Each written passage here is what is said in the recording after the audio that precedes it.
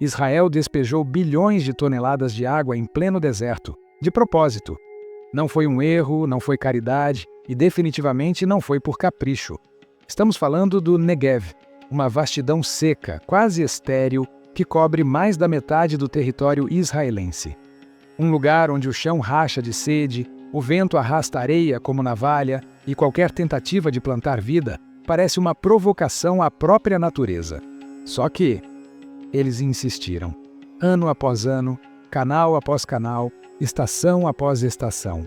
Israel despejou água em um lugar onde ela evapora mais rápido do que se pode medir. E então, contra toda a lógica, o impossível aconteceu. Hoje, nesse mesmo deserto onde nem erva daninha ousava crescer, há florestas, há plantações, há lagos com peixes, há cidades inteiras funcionando com energia limpa, tirada do próprio sol que queima o solo. O que aconteceu ali não é só engenharia, é quase ficção científica, só que real. Mas essa história não é sobre milagres, é sobre obsessão, sobre desespero, sobre escolhas radicais que desafiam tudo o que achávamos saber sobre sustentabilidade. Porque a pergunta verdadeira não é como Israel fez isso, é porque ninguém mais está tentando. O deserto do Negev não é só um pedaço seco no mapa de Israel. Ele é uma ferida aberta no meio de um país pequeno demais para desperdiçar qualquer pedaço de terra. Enquanto outras nações contam com vastas planícies férteis, rios generosos e florestas úmidas, Israel nasceu espremido entre o mar e o nada. Apenas 8.100 milhas quadradas, metade disso ocupada por um mar de areia, pedra e silêncio.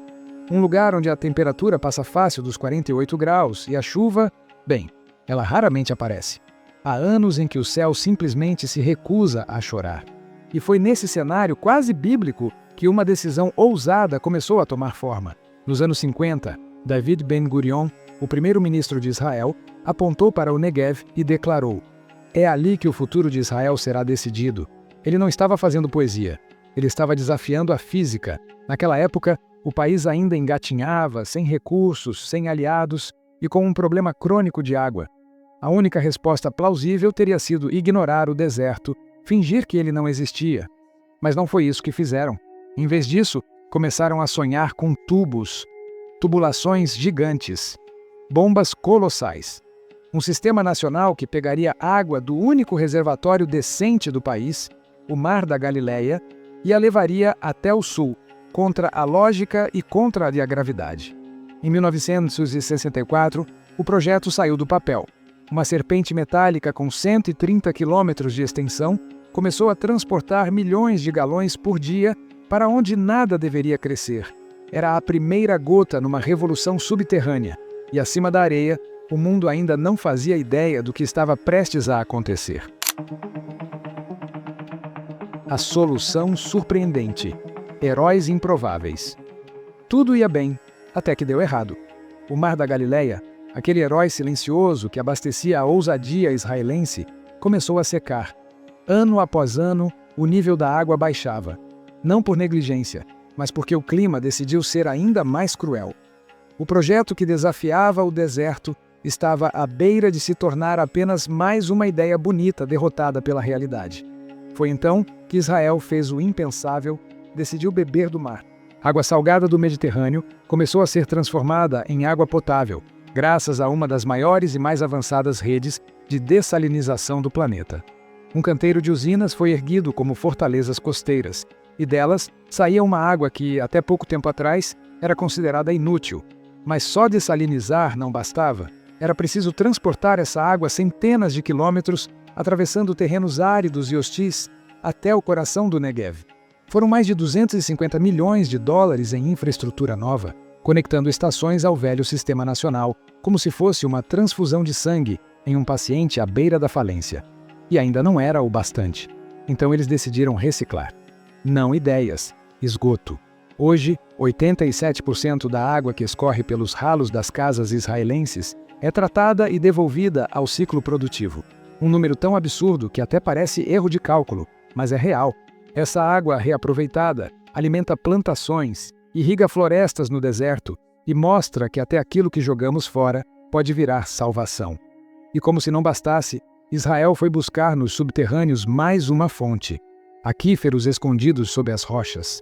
Água doce, rara, frágil e em risco constante de contaminação por lençóis salinos. Usá-la era como beber de um copo trincado, mas era o que havia, e eles beberam. 3 fontes, 3 apostas, todas improváveis, todas de algum modo funcionando. O resultado insano, do nada à vida. Primeiro vieram os canos, depois os galões de água, e então vieram as árvores, milhares delas. Lá onde só o vento gritava e a areia parecia eterna, brotou um bosque, depois outro. Até que uma floresta inteira se ergueu no meio do Negev. Não uma qualquer, a maior já plantada em Israel, a floresta de Yatir. 11 milhas quadradas de verde vivo, 4 milhões de árvores, 90% delas pinheiros, estendendo sombras onde antes só havia calor bruto. Mas essa floresta não foi plantada para agradar olhos sensíveis. Ela nasceu como uma barricada contra o avanço do próprio deserto, uma trincheira natural para segurar as areias. E está funcionando. A ciência bateu palmas. Os dados mostram que Yatir absorve tanto carbono quanto florestas em regiões úmidas. E mais, protege o solo, reduz evaporação e até altera o microclima local. Tão impressionante que virou ponto de estudo da NASA. A floresta inteira está conectada ao projeto Fluxinet, um sistema global que monitora a troca de gases entre a Terra e o céu. O que antes era apenas um solo rachado, hoje é laboratório de futuro, e a vida não parou nas copas das árvores. Ela desceu para o solo e se espalhou pelas plantações. No Negev, tomates nascem como se fossem irrigados por rios. Amêndoas, tâmaras, trigo, algodão, sim, até algodão, uma das culturas mais sedentas do planeta, floresce em plena areia. Como? Com um sistema de irrigação que parece mágica, mas é pura engenharia. Gotejamento direto na raiz. Não se joga água no chão. Ela vai direto onde a planta precisa, gota a gota, dia após dia. Menos desperdício, mais controle, mais comida. E quando parecia que já haviam feito tudo, Israel começou a criar peixes no deserto. Sim, peixes. Abaixo da superfície escaldante, há bolsões de água geotermal. Quente, levemente salgada, esquecida pelo tempo. Ali, em tanques circulares, tilápias e barramundes nadam felizes. Alimentam-se, crescem e fazem mais do que alimentar gente. Seus dejetos viram fertilizante para plantas, que por sua vez limpam a água, fechando um ciclo quase perfeito. A mesma água, usada, reaproveitada, purificada e viva. Do nada, nasceu um ecossistema. Uma engrenagem precisa entre tecnologia e natureza. E ela continua girando. O deserto ainda está lá, quente, silencioso, esperando. Mas agora ele sabe. Quando a vontade humana encontra a ciência certa, até a terra mais estéril pode florescer. A pergunta é: o que estamos fazendo com os nossos próprios desertos? Com as nossas cidades secas, nossos rios mortos, nossos sistemas quebrados? Se Israel conseguiu fazer chover onde nem nuvem se atrevia a passar, talvez o impossível só precise de um pouco mais de insistência e menos desculpas. Se esse vídeo te fez olhar o deserto com outros olhos, então compartilha. Leva essa história para quem acha que já tentamos de tudo, porque talvez, só talvez, ainda não tentamos direito.